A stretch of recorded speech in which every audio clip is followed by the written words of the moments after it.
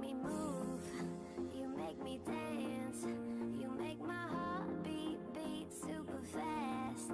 You lift me up, you make me laugh. Baby, you're the best I ever had. You're the best I ever.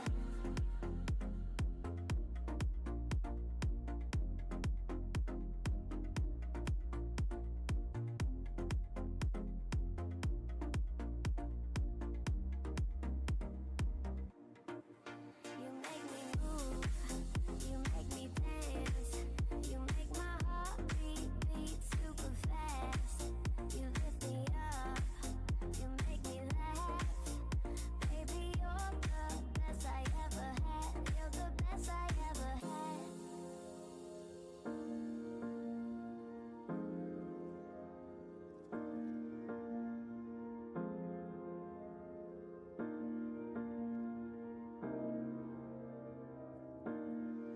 You make me move, you make me dance, you make my heart beat super fast. You lift me up, you make me laugh. Baby, you're the best I ever had. You're the best I ever had.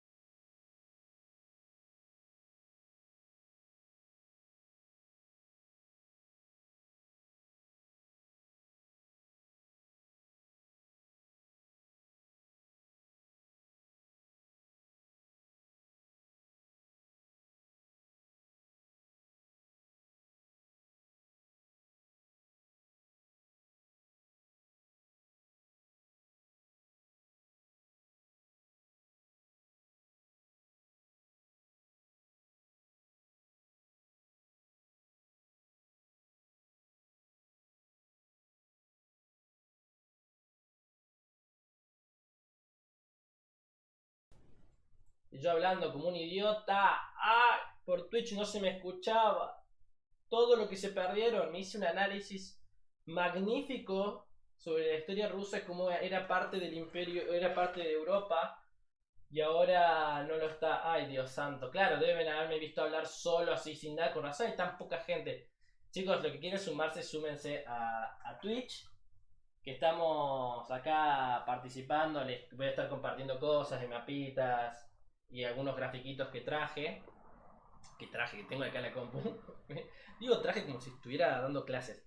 La cuestión es que, ¿qué es lo que sucede? Con la época soviética y la aparición de los Estados Unidos, ustedes tienen que entender que la aparición de un Estado ajeno a Europa, como un hegemón, como una nación que domina y pone y dice, no, mis chicos, estas van a ser las reglas del juego, rompe un montón con la historia. O sea, nosotros ahora estamos viviendo una época única en la historia de la humanidad. A ver, tenemos 2000 años de historia y un poquito más en realidad registrada. Y en todos esos años, los que dominaban eran del viejo continente. Porque, a ver, si nos vamos a la antigüedad, tenemos gente del Medio Oriente. Ahora se entrecorta en Instagram. Bueno, Sergio, venite a Twitch. Venite a Twitch que acá se está escuchando bien. Porque encima la computadora está conectada a cable a mi modem, así que se va a escuchar y ver perfecto, mientras que mi celular, si se llega a cortar y dice no, mi ciela no va a funcionar, se desconecta. Pero venite a Twitch, que acá podés escribir también en el chat, podés participar. Estoy más atento a veces al chat de Twitch que al de Instagram. La cuestión es que siempre fueron hegemones, siempre ponían las normas del juego internacional, las prácticas, el dominio. Naciones europeas, o como mucho, no toquen más nada, no toquen más nada. Como mucho del Asia Central, que está Asia Central, del Medio Oriente, ¿no? En la época medieval tenemos una época en la que el califato abásida fue uno que dominó. ¿Cómo hacemos para entrar a Twitch? Bueno, entran en las historias de Córdoba Global.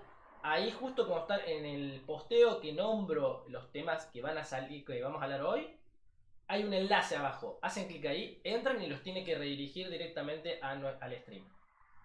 Bueno, como estaba contándoles, que de golpe una nación como los Estados Unidos ponga los juegos, las normas de juego, ponga el ejército y diga acá se hace lo que yo digo básicamente, es una nación muy joven para lo que es Europa, mosquea un poco. Y cuando ustedes ven los argumentos que esgrima Rusia, Bielorrusia también, hablan en parte de, bueno, no vas a estar con nosotros básicamente, no vas a estar de nuestro lado, pero vas a ser esclavo de Estados Unidos. O sea, es como que ven a Estados Unidos como otro imperialista que viene a dominarte. Esto viene un poco atado a la época soviética.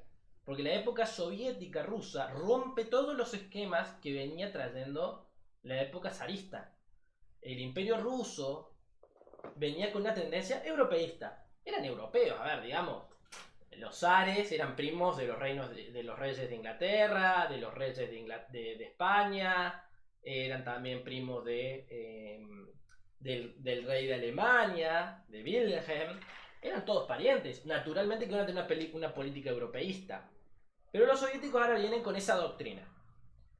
Eso empieza a separarlos de Europa. Los aleja. Trata de llevarse consigo a toda Europa del Este. En parte lo va a lograr. Pero cuando la URSS implosiona, y se da lo que se llama la crisis del espacio postsoviético, y las naciones que estaban bajo su esfera de influencia y no dominio total, como Polonia, República Checa, bueno, en ese entonces Checoslovaquia, Hungría, Rumania, Bulgaria, ¿no? Yugoslavia es un caso aparte. Todos esos estados como que van a tener un proceso totalmente diferente a los que van a hacer los del espacio postsoviético y al mismo tiempo. Hola Sara, gracias por el follow. Ahí nos llegó que estás acá en Twitch. Y eso va a generar diferentes procesos que los podemos ver. Uno ahora piensa que Guillermo te está yendo un poquito de tema con tanta historia, pero uno los ve en las diferentes crisis que tuvo la Unión Europea. La Unión Europea, entre todas sus crisis, tuvo una que se llama, que uno puede hablar de la Europa de las dos velocidades, que va a implicar diferentes niveles de crecimiento de estados. ¿Por qué pasa esto? ¿Por qué plantea esta crisis que empieza a finales de los 90 y se mantiene a principios de los 2000 hasta aproximadamente, se puede decir que se para esa crisis con Lisboa en 2009? Pero esto pasa debido a que se empiezan a sumar a la Unión Europea estados que habían estado bajo la órbita soviética. Y la Rusia de posguerra, de la Segunda Guerra Mundial, tuvo una práctica muy particular con los estados a los que ocupó. Básicamente, todo lo que Rusia tuvo que aportar para que ellos estén libres del fascismo nazi, bueno, ahora me lo vengo a cobrar. Y empezó a ser una política, no es, sí, sería extractivista, pero era básicamente sacar la infraestructura que tuvieran, desmantelarlo y llevarla a Rusia. ¿A qué parte de Rusia? ¿A la Siberia? No, a la Rusia que los nazis destruyeron en la retirada. Básicamente lo que es de Moscú para Occidente, o sea, para la frontera con Polonia.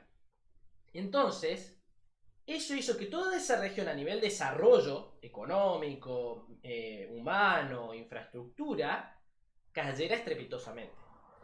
Cuando se da la implosión de la URSS y está la Unión Europea y empieza a sumar a estos estados, se encuentran con que, oh, qué extraño, están con un desarrollo muy bajo, bajísimo, bajísimo. Y encima en un modelo económico, que es el comunista, que tiene pocos incentivos a la inversión, no hay incentivos a la inversión por parte privada porque básicamente no existe. Esto generó naturalmente que los privados nunca hicieran inversiones como tal. A diferencia del sistema capitalista, nosotros si libremente queremos invertir en algo porque vemos una necesidad, lo podemos hacer. En cambio, en el sistema comunista es el Estado el que lo tiene que hacer, no nosotros, no los privados. Por más que el privado vea la cosa. Nuevamente, chicos, los que están en Instagram, los invito a sumarse a nuestro Twitch. El link está en nuestras historias. Y en nuestra bio también. ¿Qué generó esto? Bueno, una Europa de las dos velocidades. Polonia, Hungría, República Checa, Eslovaquia, Rumania, Bulgaria. Estados sumamente lentos, sumamente rápidos para crecer porque se inundan en inversiones, pero que son estados que aún así no aportan la cantidad que aportan Alemania y Francia. Y ahí la duda que surge es, bueno, nosotros alemanes y franceses estamos aportando un montón para que crezcan ¿quiénes? Los polacos, y los polacos no están aportando casi nada. Bueno, de ahí empieza a surgir un poco la tesis. A ver, acá en Argentina se dio esa discusión más que nada con el tema de la coparticipación. Provincias que aportan un montón, como es Córdoba, como es Buenos Aires, como es Santa Fe, y que se le redistribuye un montón a provincias que no producen casi nada, como es Chaco o Formosa. Entonces, provincias que están como diciendo, che, ¿qué onda? ¿Por qué a estas provincias se le da tanto dinero si no están aportando tanto como nosotros? O sea, no es una discusión extraña, es algo que se da. Bueno, ahí tenemos, por ejemplo, una crisis. Después de esta situación, se da también lo que fue la Yugoslavia. Bueno, la Yugoslavia no es tanto al tema de hoy, pero lo que vemos posteriormente es la expansión de la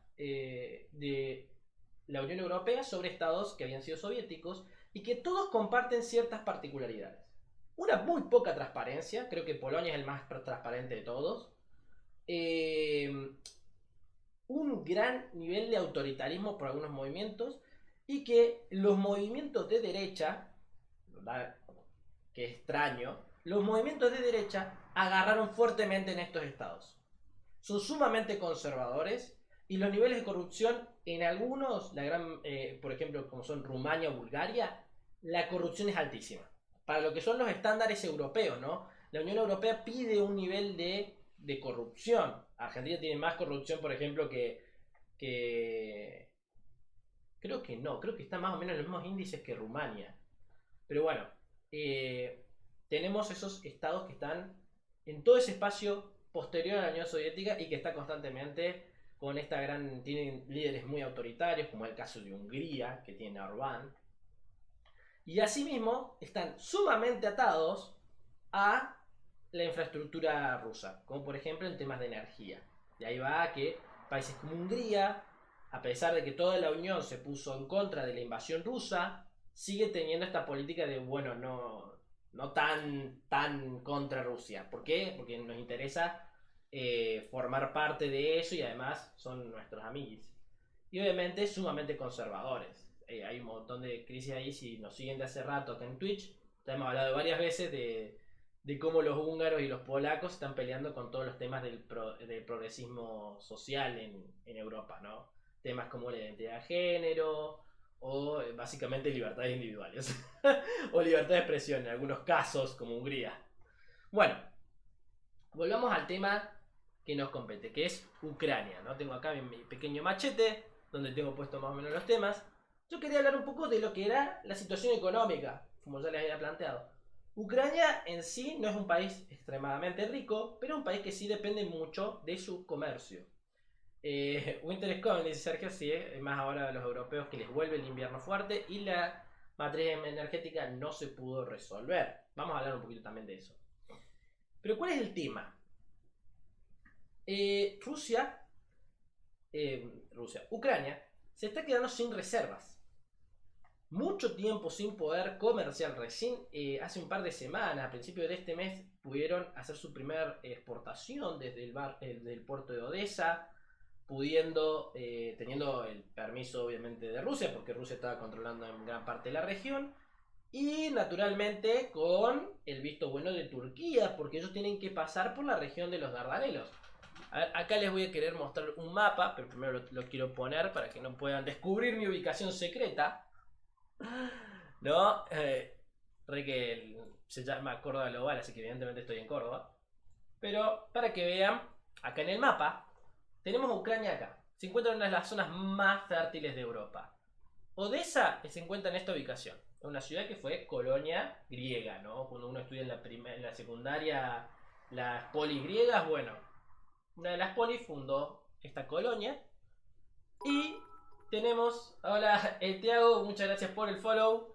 Y desde acá, que es su principal puerto, se va por acá, pasan por el Bósforo y bueno, se van hacia el Mediterráneo y comercio. Esa es su principal ruta. A ver, las rutas navales son las más importantes en lo que es el comercio exterior.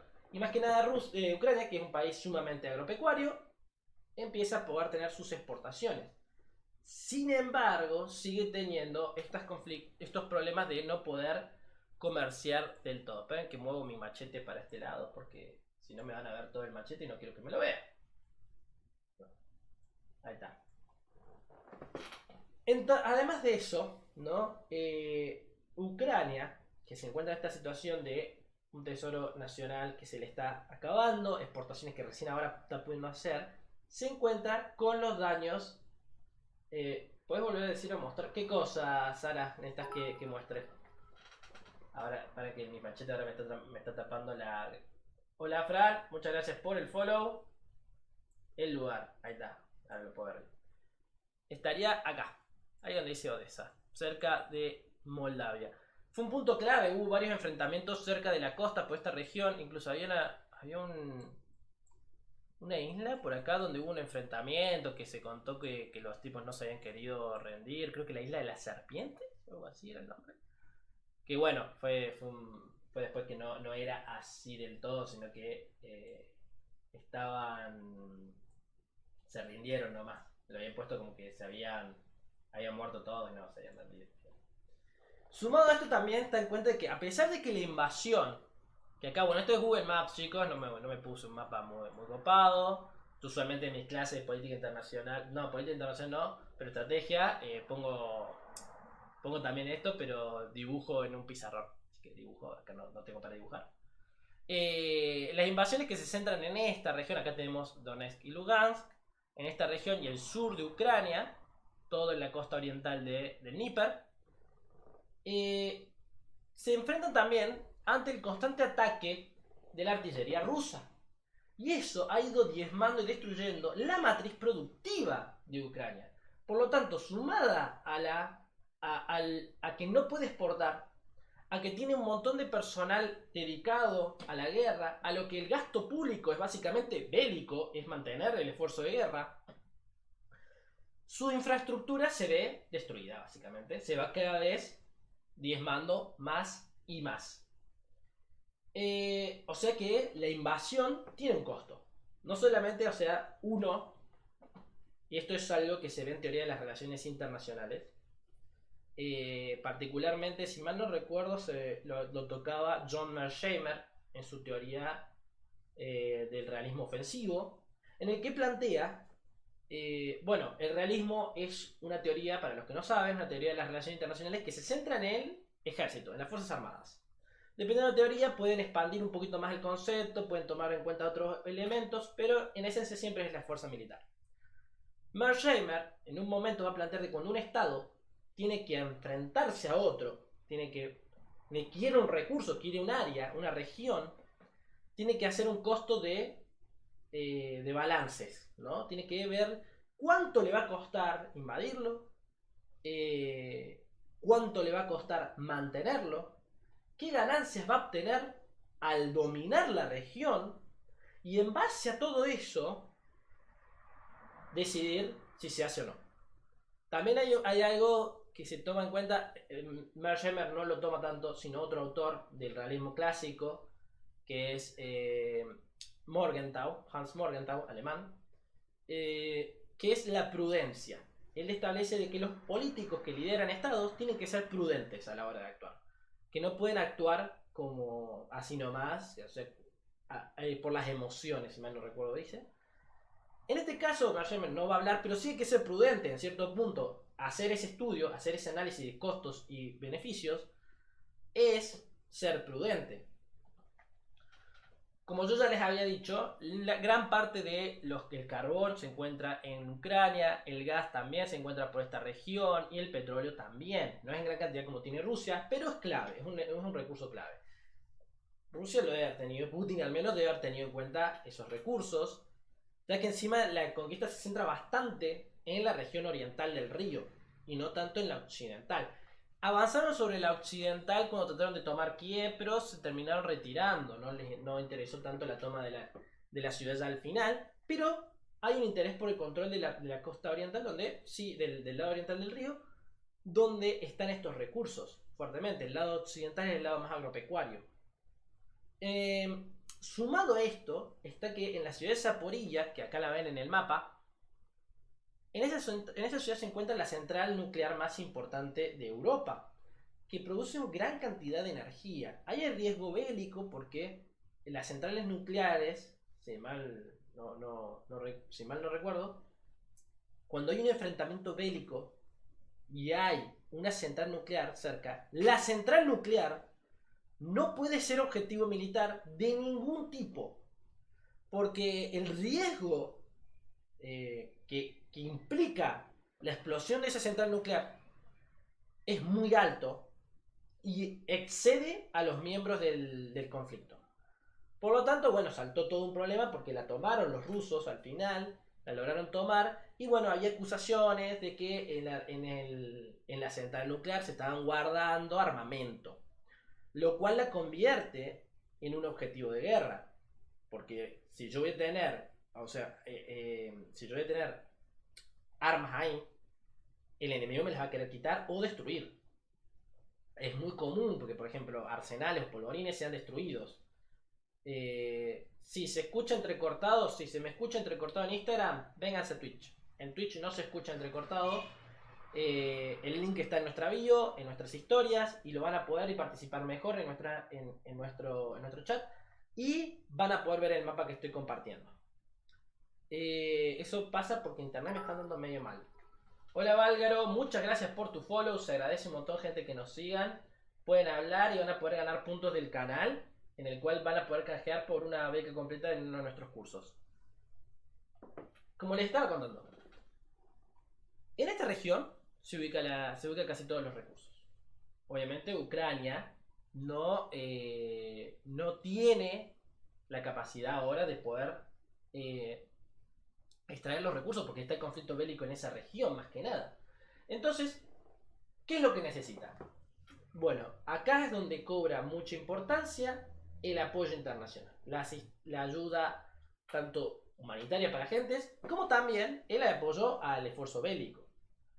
Y acá es donde nos ponemos a mirar bien cerquita de los gráficos para pensar esto. ¿Qué ¿quién es el estado que ustedes crean, lo pueden poner ahí en el chat, que más aporta al esfuerzo de guerra ucraniano, ¿no? En términos nominales, número, ¿no? ¿Quién creen que es el estado que más aporta? Pueden tirar cualquier estado, ¿no? Pero creo que es un poquito obvia la respuesta. Pueden escribirlo ahí en el chat, lo pueden escribir también los que están en Instagram, me pueden escribir ahí, los voy a leer, pero en Twitch sería lo ideal que la gente me comparte. Incluso... Ay, no, desde acá no puedo. A ver. Si puedo entrar desde acá, puedo crear algo bastante divertido, que es entrar a verme a mí mismo. Eh, donde puedo crear una encuesta. Y vamos a ver, ahí ustedes pueden votar en la encuesta. Creo que se hacía por acá. No, editar. Novedades de comentarios. No, nunca me sale bien. A ver.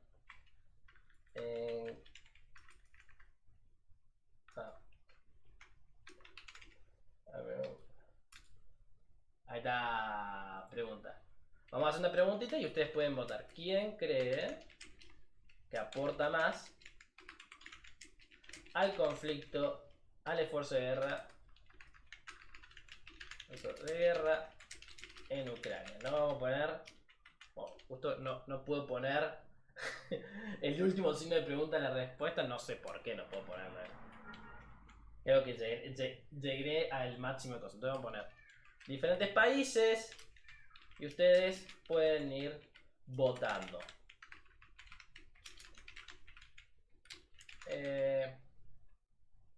Vamos a poner ahí unos votos, vamos a dejarla 3 minutos e iniciamos la encuesta. Y ahí ustedes pueden votar, chicos. Ustedes pueden votar, eligen un país, puse 5, Estados Unidos, Reino Unido, Francia, Alemania y España.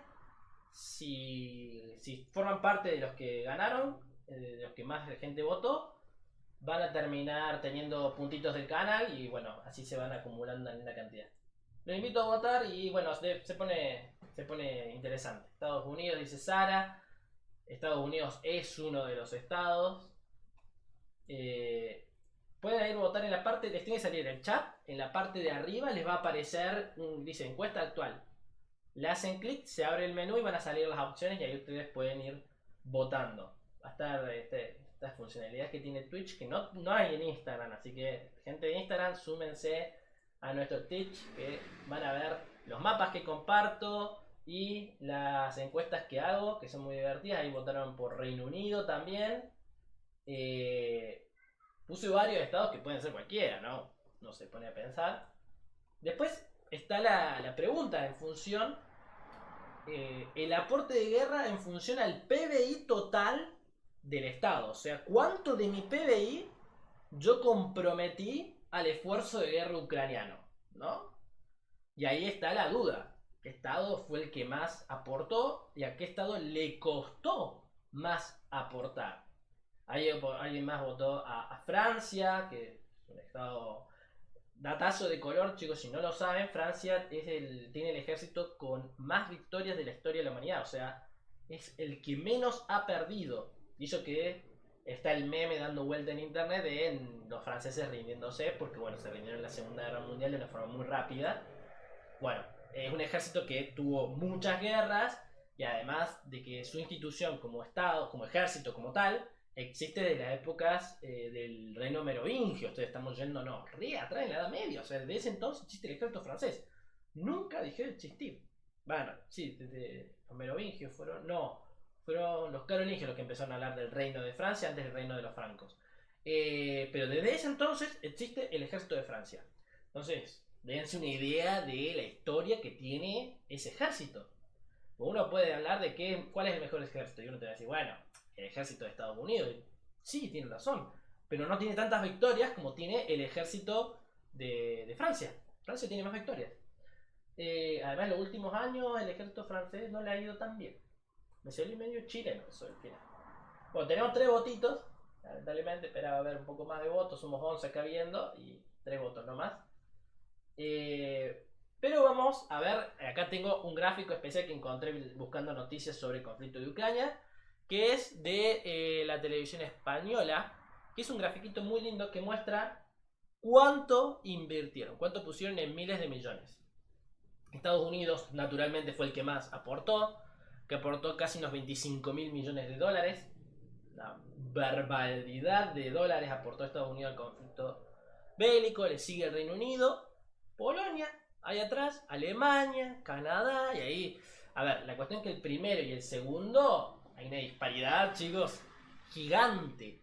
Reino Unido aportó 4 mil millones de euros contra los 25 mil millones de los Estados Unidos. Y acá que surge que hay un porcentaje, es la relación de su PBI. En relación al PBI, Estados Unidos solo aportó el 0,1% de su PBI al esfuerzo de guerra ucraniano. 0,1, imagínense el tamaño de la economía norteamericana como para que aportar eso, y fue el que más aportó. Después tenés encima el Reino Unido, también aportó más en función de su PBI y eran 4 mil millones. O sea, entonces, a ver, a veces cuesta mencionar, Estados Unidos sigue siendo la principal potencia del mundo a nivel económico. China está creciendo bastante, ¿no?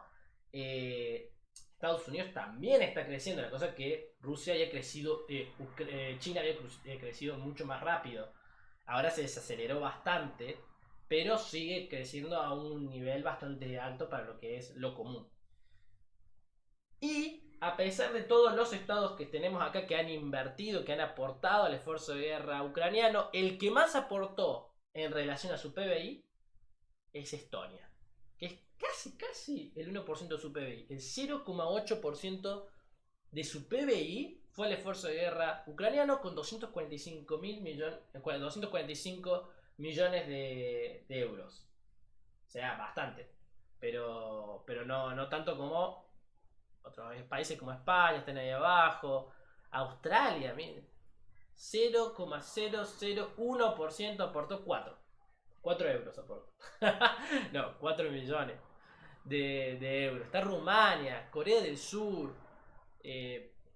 Acá tenemos a Finlandia también, ahí en el medio. Bueno, hay un apoyo importante por parte de Europa en querer estar presente y que Ucrania siga existiendo. Pero el problema es que mientras este conflicto se siga extendiendo, Ucrania cada vez se ve más perjudicada en su infraestructura, mientras que los otros estados tienen que aún esforzarse aún más para mantener este esfuerzo, que encima puede generar preocupaciones en alguna parte de su población, que van a decir, che, estamos pagándole la guerra a otros, aunque bueno, con la interconexión que hay no se levanta tanta esa sospecha.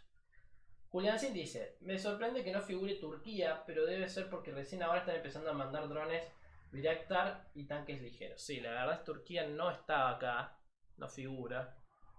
Yo al principio pensé que era solamente de países europeos, pero no, tenemos acá Australia, está Canadá, está Estados Unidos, ¿no? Sale Nueva Zelanda, Corea del Sur, sí, no, es extraño, Noruega no...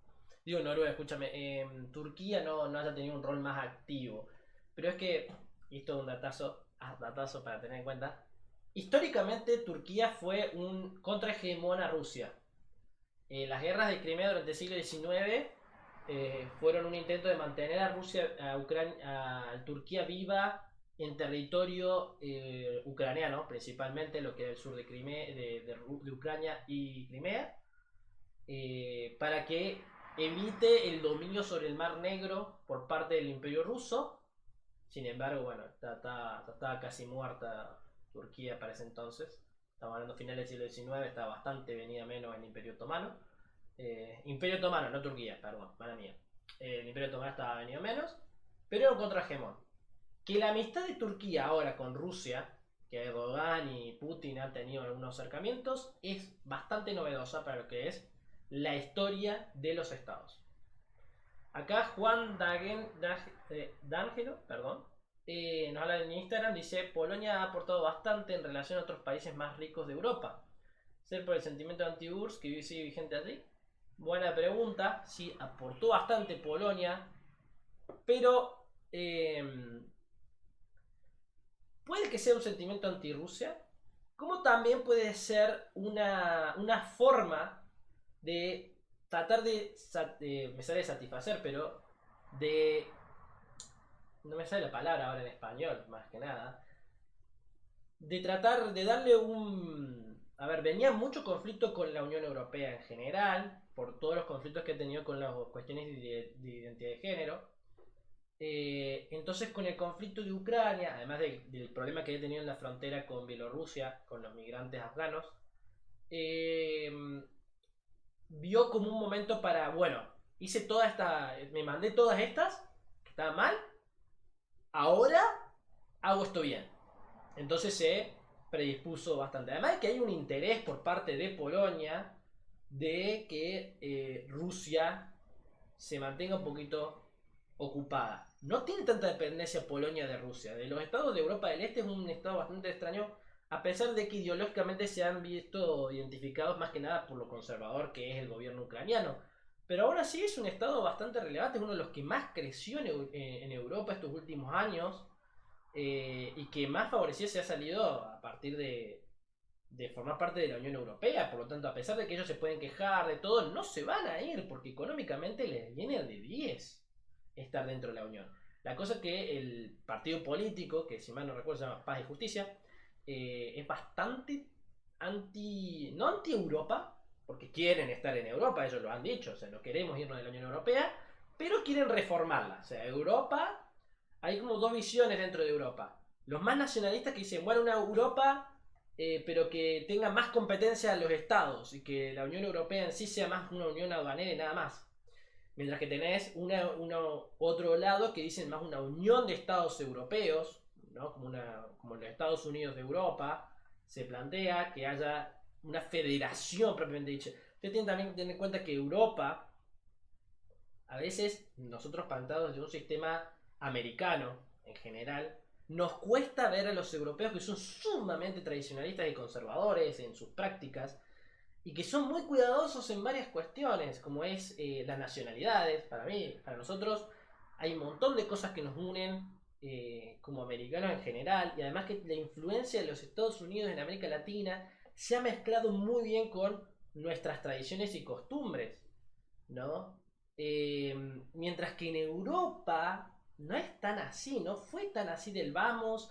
Ellos eran estados que eran potencia, entonces al verse invadidos por la cultura de un estado que encima durante siglos consideraron colonia, como es de Estados Unidos, es chocante, ¿no? Choca, molesta, y además ellos tienen esa historia de el proceso cultural que implicó las guerras mundiales, que América no sufrió. O sea, nosotros no tuvimos un movimiento que quiso básicamente homogeneizar la región en base a una cultura y una raza. Cabe aclarar que tuvimos un movimiento que fue el proceso colonizador con el Imperio Español, pero bueno, fue el siglo XIV, fue el siglo XV. O sea, ponernos a hacer un análisis de hoy, eso ya es tarde. Lo tenemos que haber hecho en su momento. En cambio, la Primera y Segunda Guerra Mundial fue hace poco. Abuelos de nuestras generaciones vivieron, o sea, nuestros abuelos vivieron en esa época. En cambio, hablar del proceso colonizador es como, no sabemos quién estuvo vivo ahí, ¿no? Mis ancestros no estuvieron vivos ahí, hasta lo que sé, ¿no? Porque como buen argentino soy descendiente de inmigrantes que llegaron en el siglo XIX.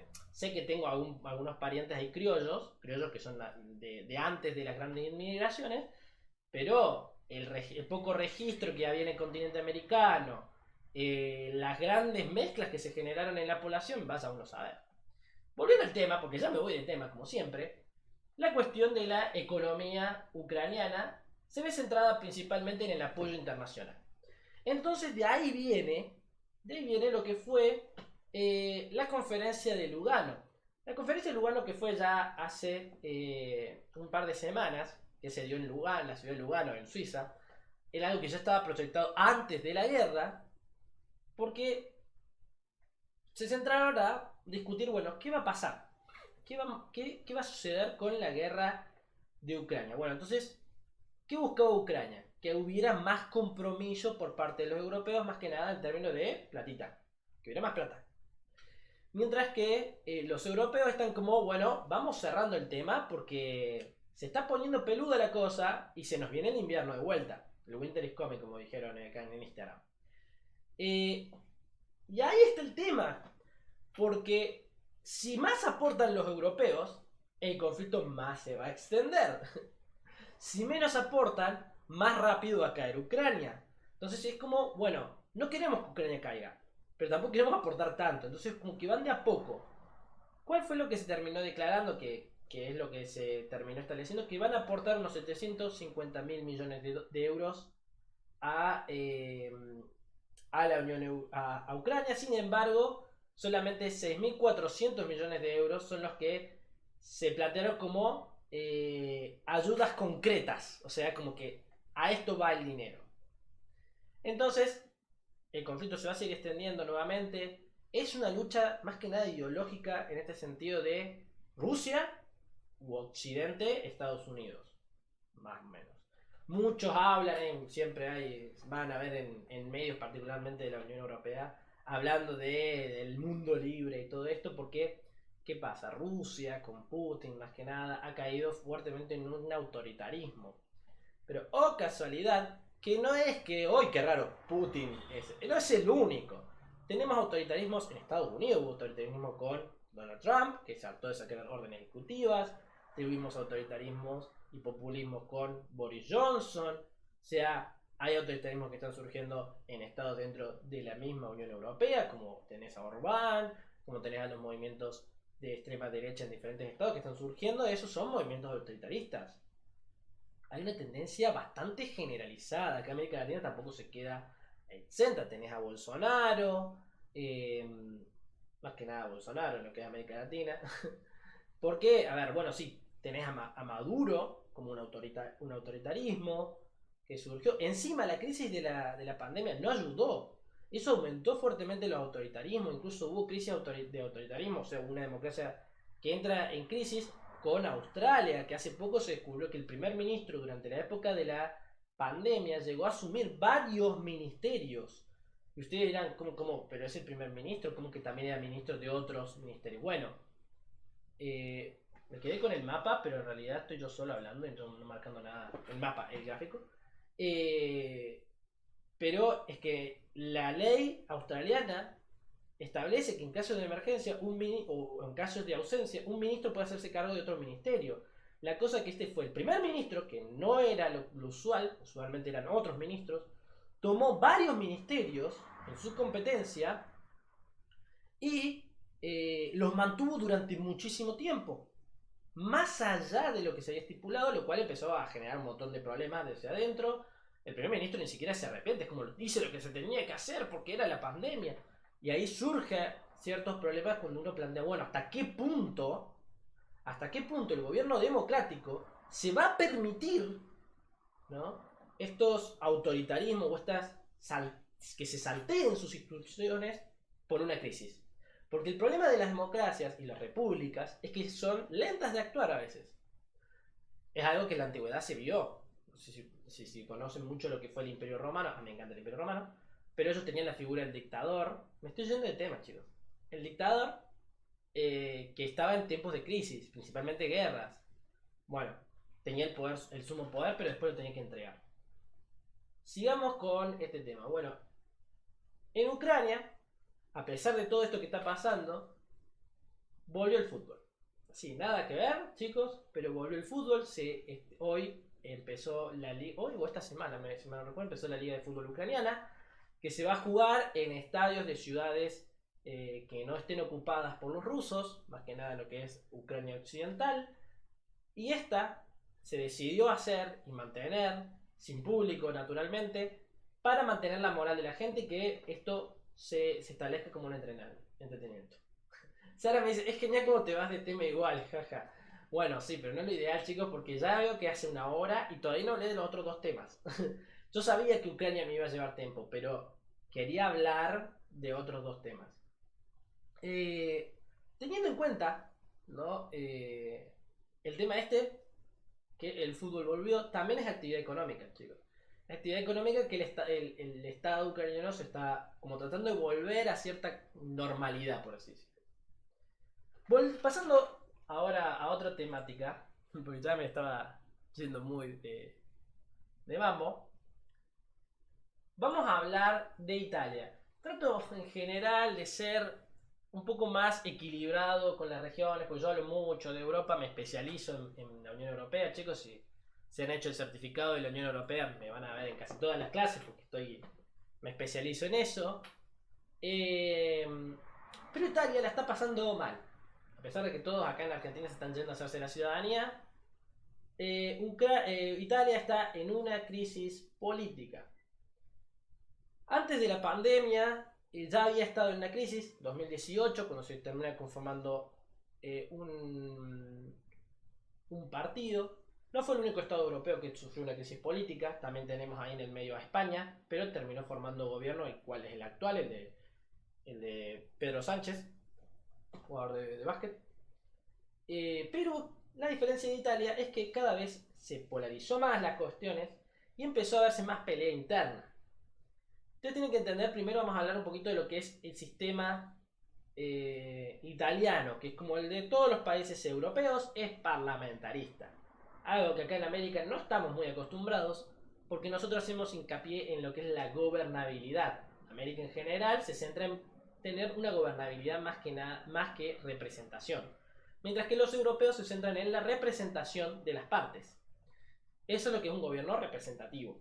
Entonces, ¿qué implica esto? Bueno, el pueblo vota a la Cámara, vota a las cámaras, que el poder legislativo básicamente, que va a armar un gobierno. Lo común era, ¿no?, que ganara por mayoría un partido. Entonces ese partido, que tenía una gran parte en el Parlamento, armaba el gobierno como quería. Elegía al primer ministro, esos elegían a los ministros y el Parlamento los aprobaba. A ver, acá también se hace que el Parlamento tiene que aprobar, igual que en Estados Unidos, se aprueban a ciertos ministros para ser el visto bueno, todo bien, pero en Europa hay que armarlo.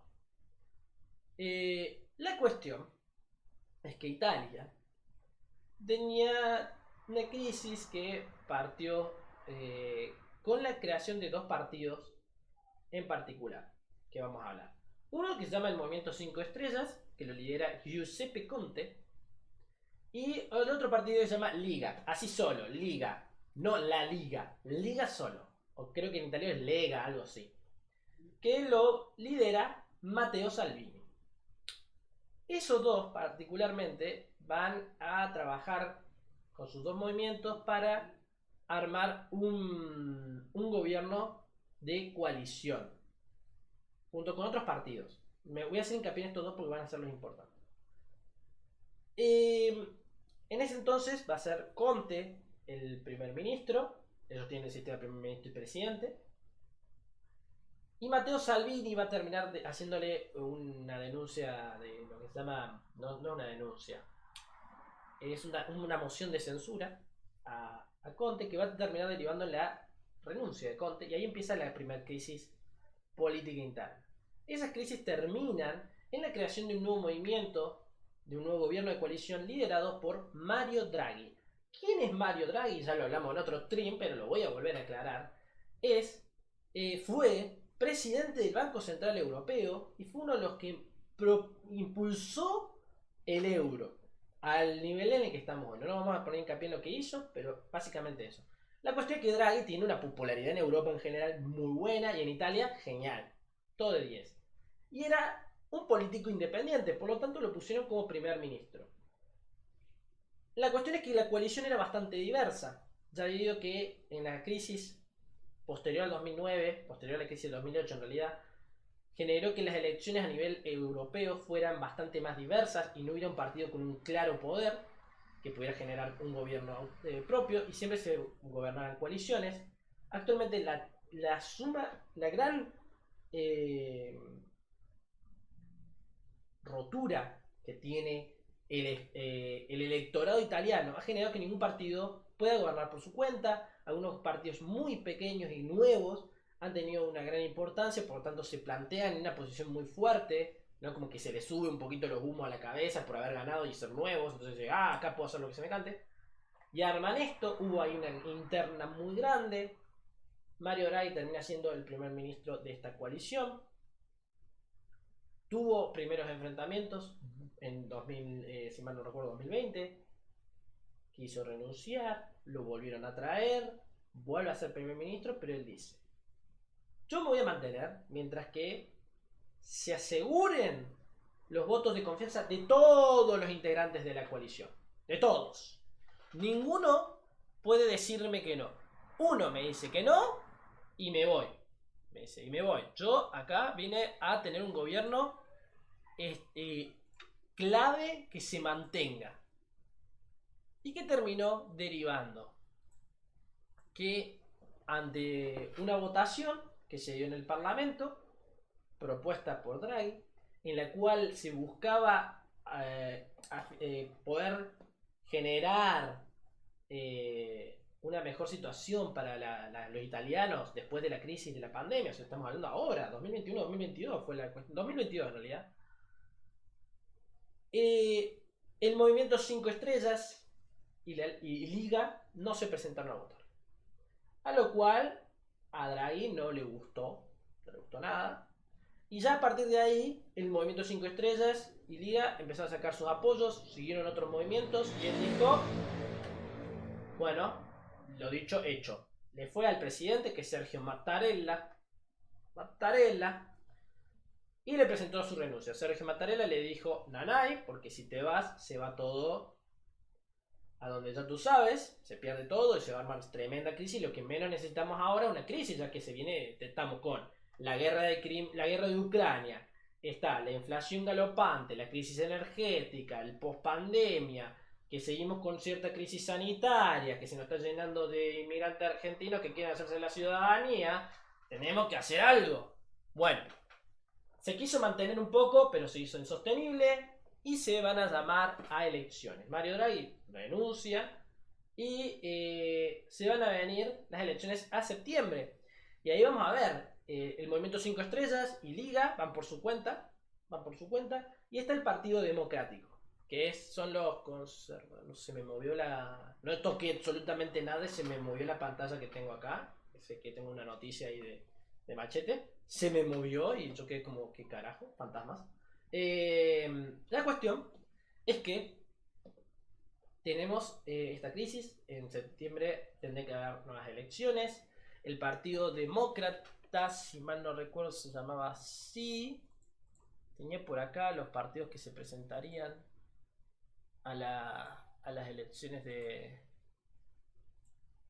cosas, elecciones generales de Italia 2022, ¿sí? Que están para el 25 de septiembre. Están prestadas, hasta ahora están confirmados. Está por el Movimiento 5 Estrellas Giuseppe Conte, Lega Matteo Salvini, el Partido Demócrata, que son demócratas y progresistas. Es una mezcla, es una coalición media extraña, pero por Enrico Letta. Después hay una coalición de centro derecha que es de los hermanos de Italia, Fratelli d'Italia, que está liderada por Giorgia Meloni. Y finalmente el partido de Berlusconi, Forza Italia, con Silvio Berlusconi adelante. A mí me parece que desde que se fue Berlusconi, Italia nunca se recuperó políticamente. Nunca se recuperó de la salida de Berlusconi. Ahora él quiso volver, pero ya estaban como, ¿qué hace acá? Y eso es lo que vamos a hablar más o menos de Italia, porque yo me estoy pasando requete contra mí, vamos, con este tema de las elecciones en Italia. Y vamos a terminar con Nicaragua. ¿Qué pasa en Nicaragua? No sé si están muy al tanto, a decir verdad. Yo ya venía escuchando un par de cosas al principio. Ahí Bachi dice Forza Inter. En Nicaragua. ¿Qué estaba pasando en Nicaragua? Para los que estén en Instagram, súmanse acá al Twitch, que tenemos... Ahí nos hicieron una donación en Twitch. Almohadilla Forza Inter. Forza Inter. Se suman al Twitch, nos siguen, pueden canjear puntos del canal para canjearse finalmente una beca en Curva Global. Nada más y nada menos que eso. Tremenda recompensa se pueden llevar. La cuestión es que en Nicaragua, país latinoamericano, de América Central. Miren, lo vamos a poner acá en el mapa para que ustedes se ubiquen más o menos dónde está. Vamos a compartir pantalla tricky. Acá nuestro buen amigo Google Maps nos marca Nicaragua. Datazo de color, el plan original de lo que fue el canal de Panamá originalmente iba a pasar por Nicaragua, aprovechando este tremendo lago que tienen en el medio. Naturalmente no se dio y creo que China estaba viendo de recuperar ese proyecto, pero nada. Nicaragua, este estado que se encuentra en la región de América Central, que en antaño formó parte de lo que se llamó la República Federal de América Central, que era una república gigante entre Guatemala, Honduras, El Salvador y Nicaragua. Era bastante grande y se separó, bueno, por cuestiones internas de de caudillismos. La cuestión en esta región es que hay lo que se llama una crisis del Estado de Derecho. Pero para poder hablar bien tenemos que hacer un poco de historia. ¿Cuál es la cuestión? Acá va a surgir, vamos a hacerlo muy rápidamente, un movimiento particular en el siglo pasado que llevó a una crisis bastante general que no se va a estabilizar hasta los 90, hasta 1990, que es el surgimiento del movimiento sandinista de liberación nacional, cuyo partido todavía sigue existiendo. ¿Y qué quiere decir esto? ¿Qué es un movimiento sandinista de liberación nacional? ¿No? Bueno, sandinista corresponde a una ideología originaria de Nicaragua, o sea, no la van a encontrar en ningún lado, que es un movimiento centralmente nacionalista e integracionista de Latinoamérica. Naturalmente, si sos integracionista y nacionalista, querés que se integren favoreciendo a tu estado. Sandinista hace referencia al fundador, que no me acuerdo era el nombre. Ahora vamos a sacar el mapa porque ya no es relevante. Pero lo tenía por acá dando vueltas al señor que fundó el movimiento. No sé dónde fue a parar. Tenía puesto porque es como... hay una cosa que quería ver, pero bueno, no importa. ¿A dónde está? ¿Dónde está? Estoy buscando el partido. No, el frente de Sandinista de la Liberación Nacional. Ahí está. Ideología, sandinismo. ¿Qué es el sandinismo? ¿No? Es fundado por Augusto César Sandino. ¿No? Estamos hablando de principios del siglo XX, periodo entre guerras más que nada, surge este movimiento en Nicaragua. Este movimiento en particular va a verse fuertemente influenciado por la izquierda. Y durante la Guerra Fría va a ser apoyado por ¿quién? La Unión Soviética, naturalmente. Si mal no recuerdo, también China. Bueno, Cuba, Corea del Norte, Vietnam, países amigos con los que uno se junta todo el tiempo. La cuestión es que, bueno, este partido de tendencia de izquierdas va a empezar naturalmente un proceso para querer ser un estado, ser el que mande en el estado, y se va a dar la guerra civil interna de Nicaragua, la revolución y la guerra civil que va a comandar por el frente sandinista, naturalmente durante la Guerra Fría, que va a terminar derivando en dictaduras. Bueno, ahí vamos a tener la dictadura de Anastasio Somoza, que bueno, dura hasta el 47. La cuestión no quiero hacer mucho hincapié en su historia anterior a eso, pero este movimiento siempre va a estar pendiente y ahí constante. En los 90 vuelve la democracia y se establece un gobierno bastante central, de centro. Sin embargo, va a haber una figura dando vueltas de este movimiento sandinista, del Frente Sandinista, que se llama Daniel Ortega. Al principio no ganó las elecciones, él se presentó en las de los 90, pero va a terminar ganándolas a principios de la década de los 00, o sea, a principios del siglo XXI, que la va a ganar en 2006. De ahí en adelante se va a quedar en el poder el señor Daniel Ortega. Constantemente su partido va a ir ganando mayor participación, va a ganar cada vez más municipios o alcaldías, como le dicen ellos, y los otros partidos opositores, que está el partido liberal y... No quería hacer hincapié en los partidos, no sé por qué terminé leyendo sobre los partidos de la oposición de cosas, si no era mi intención. Y el Partido Liberal Constitucionalista y el Partido Conservador, si mal no recuerdo. O sea que...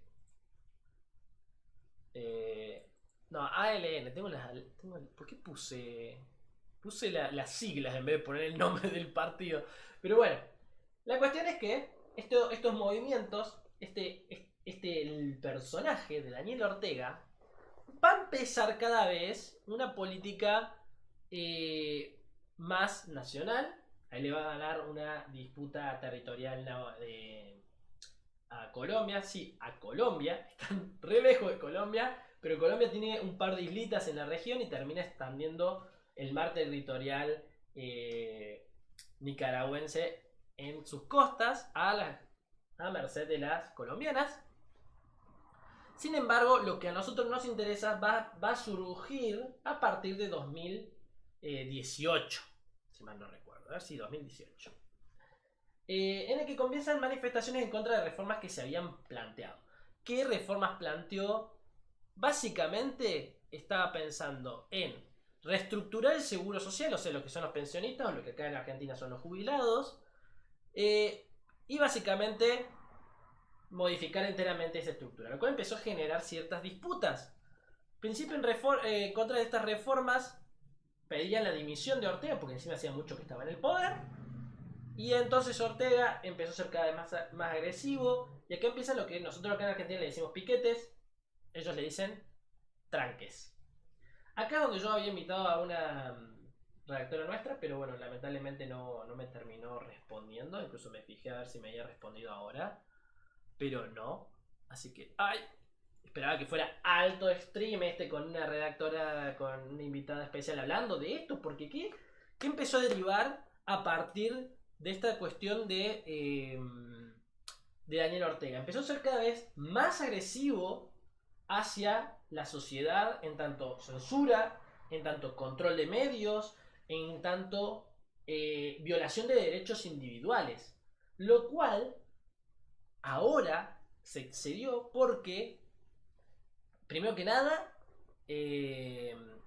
Estados Unidos, Donald Trump en realidad, firmó una orden ejecutiva en el cual se establece que el gobierno nicaragüense de Daniel Ortega es una amenaza para la seguridad nacional de los Estados Unidos.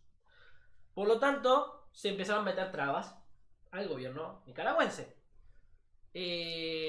Más que nada también a lo que es el Frente Sandinista, así evitando que puedan acceder a préstamos internacionales. Eso es lo que se llama como la NICA Act en inglés.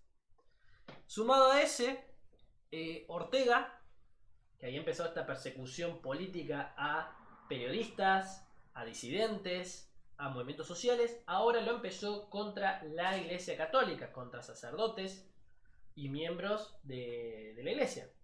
Lo cual empezó a generar mayor revuelo, porque es como, a ver, hace mucho que nadie se mete con la Iglesia, porque es como que la Iglesia se mantiene bastante de perfil de costado, y además con el Papa Francisco, que es bastante popular, por así decirlo, no hay tanto drama. Y a finales del año pasado, en 2021, se salió de la OEA, que es la Organización de Estados Americanos. Eso también te da hincapié de que al Estado nicaragüense no le interesa mantener el Estado, al gobierno mejor dicho, no le interesa mantener el Estado de Derecho, ya que es una de las primacías de la organización. Más que nada porque el argumento nicaragüense fue que la OEA estaba ingiriendo, metiéndose básicamente, en los asuntos internos del país. Y que eso no podía estar pasando. Ahí está esa identidad tan nacionalista. Y es como, sí, pero ¿quieren ser integracionistas? Sí, pero con nuestras normativas, o sea, con lo que nosotros queramos. Y eso es básicamente lo que ha estado pasando en Nicaragua. Una democracia que se ha estado cada vez más abajo, se ha estado cada vez debilitando un montón, hasta actualmente volver a meterse con temas de la iglesia, que ya nadie se mete con la iglesia, porque ¿qué importa la iglesia? Todo esto. Bueno, eso más o menos, la noticia medio bajón, terminar con con que con un gobierno que está así tan debilitado, pero es la realidad. ¿Qué les parece, chicos? Pueden hacer sus comentarios, hacer preguntas. Si quieren hacer preguntas, háganlas acá en Twitch. En Instagram se me fueron todos. Pero si se suman, entren a Twitch. Hagan preguntas, yo se las respondo. Mientras, vamos a buscar un jueguito. Un jueguito para jugar.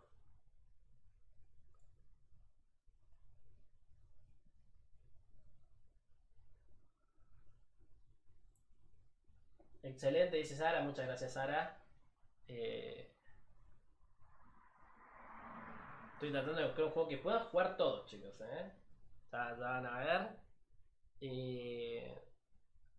Mientras tanto, con eso ya fueron todas las noticias. Los están en Instagram. Vamos a ir cortando en Instagram y nos quedamos con los que están en Twitch. Así que si acabas de entrar y querés saber qué vamos a ir haciendo, entra a Twitch, que está en nuestra bio y está en nuestras historias. Vas a poder sumarte y divertirte un montón. Nos vemos, gente de Instagram. Bueno, ahí ya terminé. Bachi me tiene enojar. Che, eso lo voy a cambiar porque no da. Se me activó la música de golpe. Sin querer lo estaba por publicar, pero no es la idea. No, Frank, pará, que todavía no nos fuimos. No nos fuimos todavía. Vamos a hacer un juego. Que tengo acá.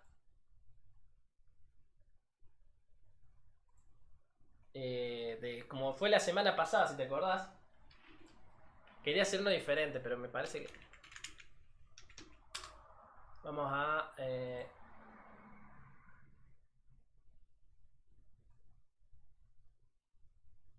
Voy a tener que terminar registrando a esta página.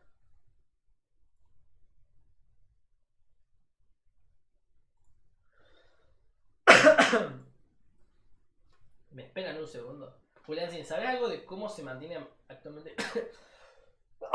Sí. Tienen sticker acá también, chicos. Sí, tienen sticker. ¿Cómo se nota, Juliancito, que no estuviste? Porque lo hablé. Todo el principio fue justamente eso. Se mantiene básicamente a base de las donaciones que le están haciendo a la comunidad internacional, el apoyo al esfuerzo de guerra, incluso mostré un gráfico y todo. Es pago esto. Mira vos, no sabía que era pago. ¿Sabes qué es lo peor? Es que es caro. Es caro, che. Bueno, no me voy a registrar. A ver este que hizo alguien.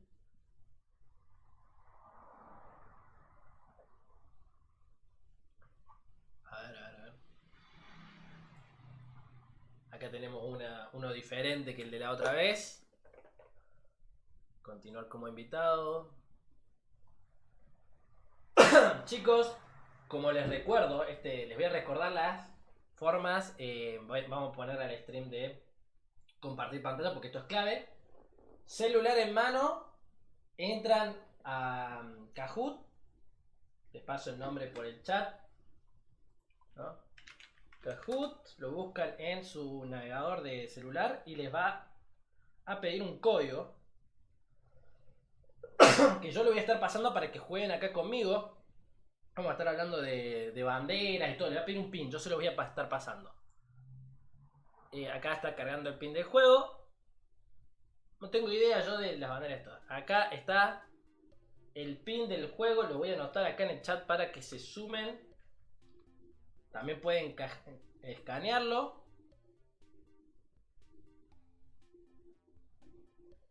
Ahí les ponen su nombre, ¿no? Yo, por ejemplo, voy a estar ahí jugando con ustedes. Voy a estar ahí, Guille. Súmense, ey.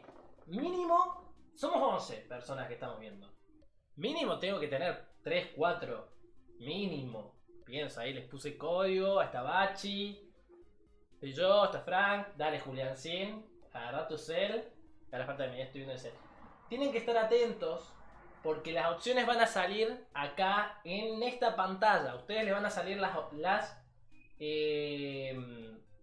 les van a salir las opciones, les van a salir los colores de las respuestas. Y ustedes, viendo mi pantalla, responden. Hay un tiempo. Mientras más rápido seas, mejor. ¿Están todos listos? Tenemos varios. Ahí se salió a Sara. Todos varios. Tenemos 5 acá. Tienen que estar viendo en el celular. Sí, les recomiendo que tengan el stream en la compu o en la tele, donde les sea más cómodo. Ahí está Sara de nuevo. Bueno, vamos empezando. Se pueden ir sumando a medida que el juego ya largó. Las banderas del mundo en 2018 este trivia. Les va a salir las opciones. Les sale, bueno, quiz. ¿A qué parte es? Pertenece esta bandera. Bueno, la bandera, a ustedes les deben haber salido los colores en la pantalla acá. A mí, pueden ver ahí. Eligen el color que corresponda a la respuesta. Bueno, respondí tarde porque estaba explicándoles, pero bueno. Veo que varios no han respondido. Si tienen duda de la mecánica, me escriben. Hay mucho delay. Qué raro, porque en general... Twitch estaba con unos problemas, chicos. Hoy cuando estaba iniciando, capaz que eso sea el problema en general. Espérame un segundito. Seguro que... se fue al Prime de coso. No te dejó responder. ¿Qué delay hay? Porque la otra vez pudieron responder de lo más bien, chicos.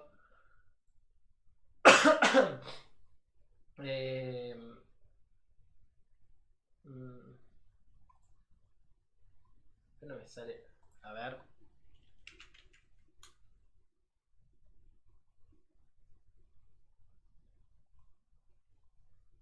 ¿Por qué me lo pone? Ahí está.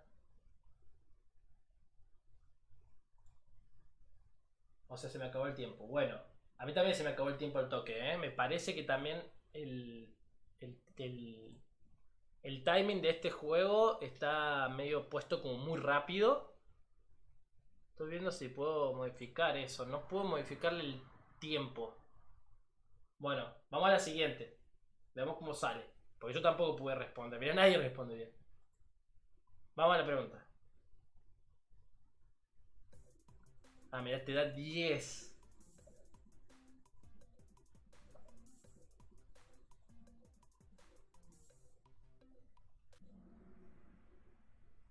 Bueno, ahí hubo 2 respuestas correctas. No, 2 respuestas incorrectas. O sea, de todos, solamente 2 respondieron. Y me parece que 10 segundos que te das muy poco tiempo. No, pero te da muy poco tiempo. No es el delay. O sea, además del delay, siempre es la bandera, Julencín. No solo del delay, sino que está mal configurado y es poco tiempo. Vamos a la siguiente. Estén rápidos. ¿Por qué gané puntos? Yo sí. Respondí correcto. Ahí Sara respondió también. ¿A qué bandera pertenece esto?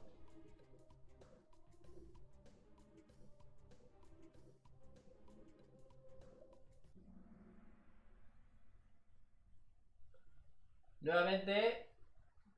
No llegué, Frank. ¿Qué?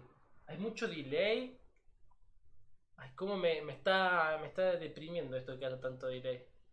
Voy a tener que buscar la otra trivia. La otra trivia nos daba 15. No, 20 segundos nos daba. Toquen F5, dice Bachi. Actualice, anda un poco mejor. Actualicen el stream, sí, porque tuve que configuré.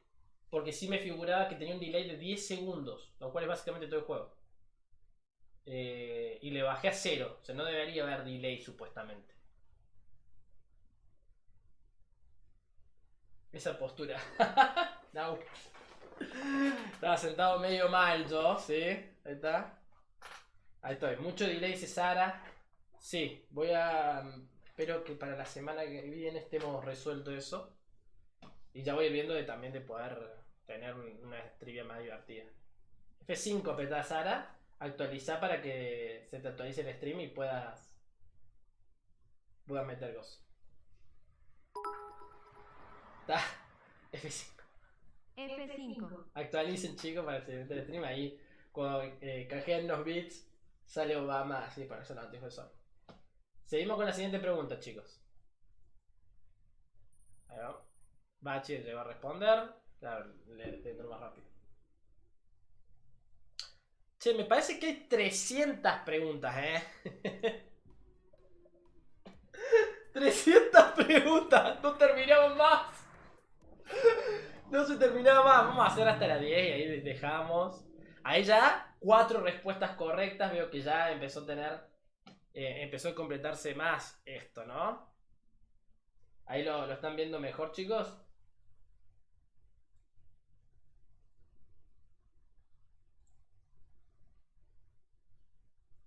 También estoy tratando de ver desde acá.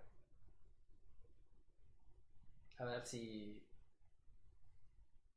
¿Qué tanto delay estoy generando? 5 o 6 segundos. Supuestamente. Lo que debería ser lo normal era 1 segundo de delay, pero. Sí. 6 o 7 es bastante. Bien. Siguiente pregunta. Ahí Frank se alzó superando a la Bachi. Yo voy ganando, pero no cuento, chicos. Yo no cuento en esta. Simplemente respondo para. Ah, se pusieron un poquito más complicadas las banderas.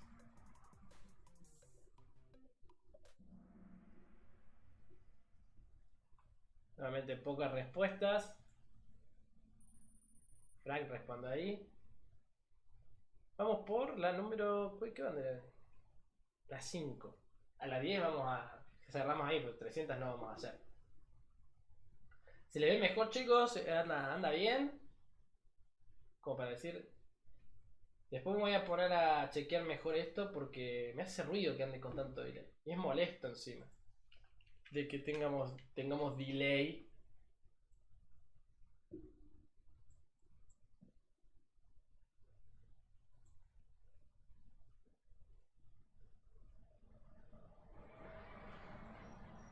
No me deja, dice Sara.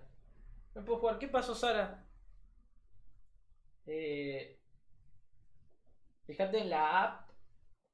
Fíjate en la app, escúchame, en que no se te haya actualizado el navegador. Si no, trata de volver a loguearte, que está el código ahí en el chat. Solo en uno. Ahí está. Traté de probar otra cosa, a ver si se reinicia. Si se mete delay, retardo de stream, que dice duración 0 segundos. No sé si eso.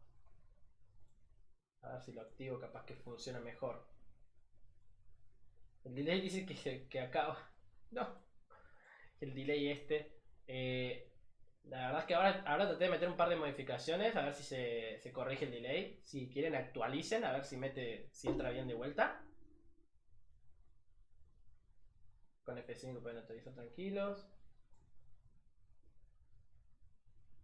Che, somos un montón. Podríamos usar más acá en el juego. Somos re poquitos.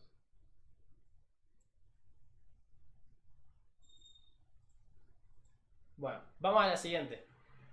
¿Están listos?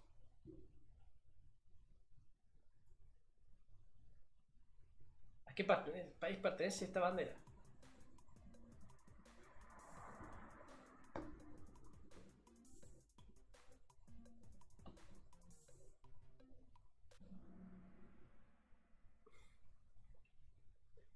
Esto me está frustrando tanto que no puedan jugar, chicos, por el delay. Estoy.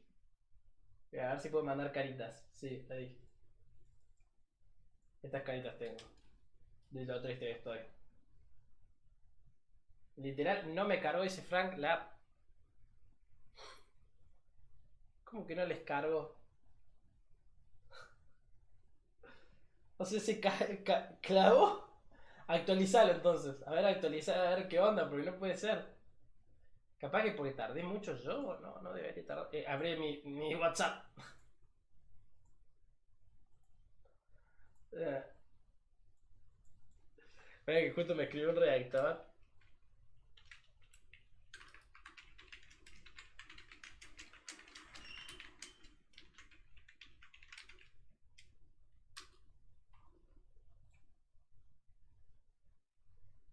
Estoy en stream.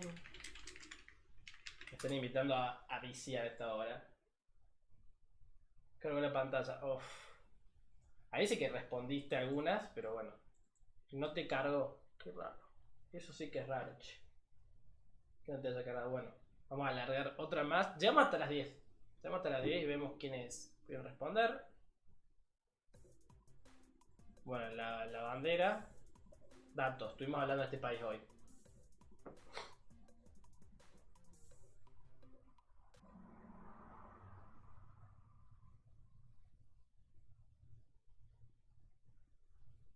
Fue bastante mal porque yo respondí bien. Yo respondí bien, no sé por qué me tiró. Ah, El Salvador. Respondo por acá. Nadie respondió bien. Mirá, se me queda cargando. Parece que Kahoot también está andando medio mal. 12 segundos de retraso. Qué extraño. Ah, bueno, a mí ya me está haciendo mucho ruido eso. El retraso.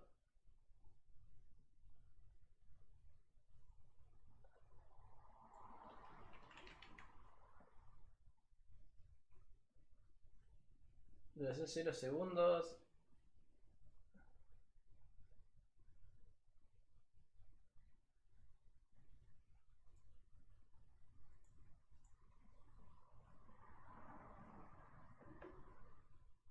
¿Sabes que encima estoy tratando de buscar acá y no encuentro nada? Ya buscaré más a profundidad.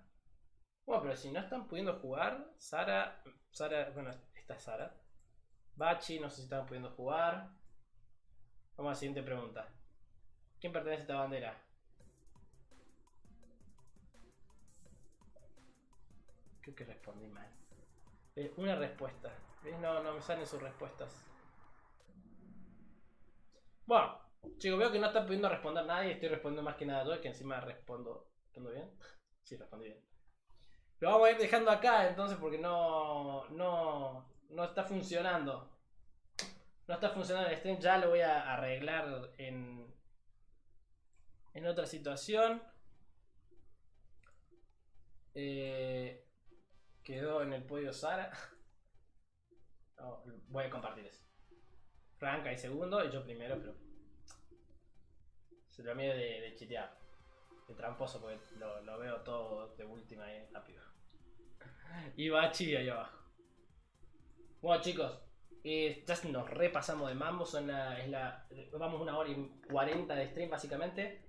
Tuvimos un problema con los delays lamentablemente. Ahora somos 7, se fueron varios. Muchas gracias a todos por sumarse. Espero que les haya gustado mucho este stream. Hablamos un montón de política. Mañana lo vamos a tener a José hablando de política nacional de Argentina. Y la semana que viene vuelvo con política internacional, en la que vamos a seguir hablando de lo que esté pasando esa semana o de temas que podemos hacer un pequeño análisis. Nuevamente, muchas gracias a todos por venir.